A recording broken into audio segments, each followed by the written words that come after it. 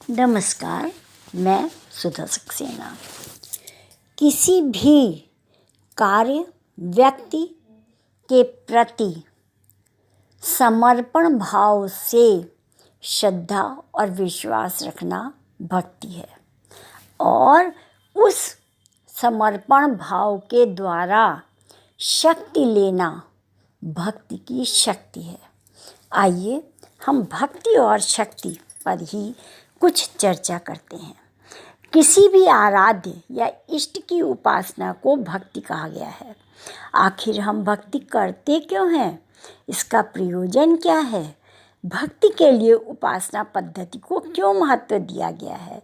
ये ऐसे कुछ सवाल हैं जो सभी के मन में उठते हैं। उपासना की पद्धति का अपना आध्यात्मिक और वैज्ञानिक महत्व है। भक्ति में शक्ति सन्निहित है। यदि आप शक्ति प्राप्त करना चाहते हैं तो आपको भक्ति करना अनिवार्य है। भक्ति के बगैर शक्ति प्राप्त नहीं कर सकते। शक्ति के बिना मनुष्य असहाय और असमर्थ है। यही कारण है कि वह विभिन्न प्रकार से शक्ति प्राप्त करने के लिए प्रयास करता रहता है। जैसे खान पान से वह शारीरिक शक्ति प्राप्त करता है। मनुष्य के पास शारीरिक शक्ति को प्राप्त करने के अनेक साधन, परंतु शारीरिक शक्ति से कहीं अधिक महत्व आध्यात्मिक शक्ति का माना जाता है। जिस व्यक्ति में आध्यात्मिक शक्ति है उसे ही सबसे सबल माना जाता है। इस संदर्भ में सवाल यह है कि मनुष्य आध्यात्मिक शक्ति कैसे हासिल करे। इसका जवाब आध्यात्म में ही निहित है। मनुष्य अनेक तरह की असुरक्षाओं और भयों से ग्रस्त रहता है। इन सब नकारात्मक भावों से आध्यात्मिक शक्ति के जरिए ही छुटकारा पाया जा सकता है और इसलिए मनुष्य आध्यात्मिक शक्ति के किसी प्रतीक की तलाश में रहता है। वस्तुतः यही प्रतीक उसे भयों से मुक्त कर सकता है।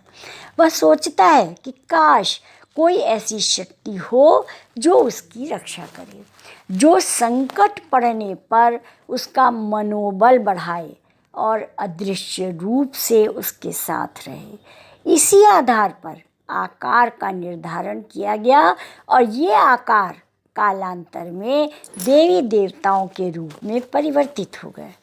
आध्यात्मिक शक्ति के बिना हम सफल नहीं हो सकते।